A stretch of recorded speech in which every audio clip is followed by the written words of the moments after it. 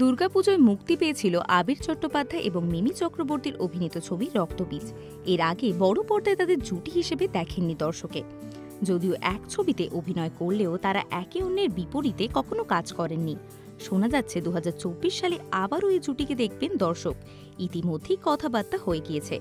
শোনা যাচ্ছে সুরিন্দর ফিল্মসের একটি ছবির জন্য প্রাথমিক কথা হয়েছে নায়ক নায়িকা দুজনের সঙ্গে। তবে এই বিষয়ে সবারই মুখ এখন বন্ধ। শোনা যাচ্ছে এটি কোনো পারিবারিক গল্প না, তবে পরিচালক এখনো চূড়ান্ত হয়নি।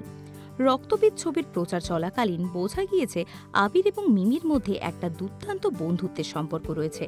তারা জানিয়েছেন বহুদিন ধরেই জুটি হিসেবে কাজ করতে ইচ্ছে ছিল তাদের, কিন্তু হয়ে ওঠেনি।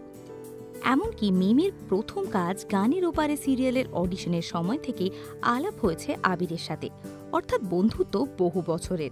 সেই সমীকরণ দর্শক দেখেছে রক্তবীজ ছবিতে। দর্শক মহলে প্রশংসাও পেয়েছে তারা তাদের অভিনয়ের জন্য।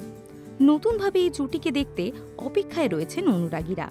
যদিও এবছর শুভশ্রী গঙ্গোপাধ্যায়ের সঙ্গেও জুটিতে দেখা যাবে নায়ককে। প্রসঙ্গত গত বছর থেকেই মিমির সময়টা ভালোই যাচ্ছে। তার অভিনীত ছবি বড়দিন পর্যন্ত দেখেছেন দর্শক। সেই সঙ্গে বছরের শুরুতে মুক্তি পাবে তার প্রথম ওয়েব সিরিজ যাহা বলিব সত্য বলিব। সেই সিরিজে একজন আইনজীবীর চরিত্রে দেখা যাবে নায়িকাকে। অন্যদিকে আবিরের ঝুলিতে একের পর এক কাজ। সদ্য তাকে দেখা গিয়েছে কাবুলিওয়ালা ছবিতে মিমির বাবার অভিনয়।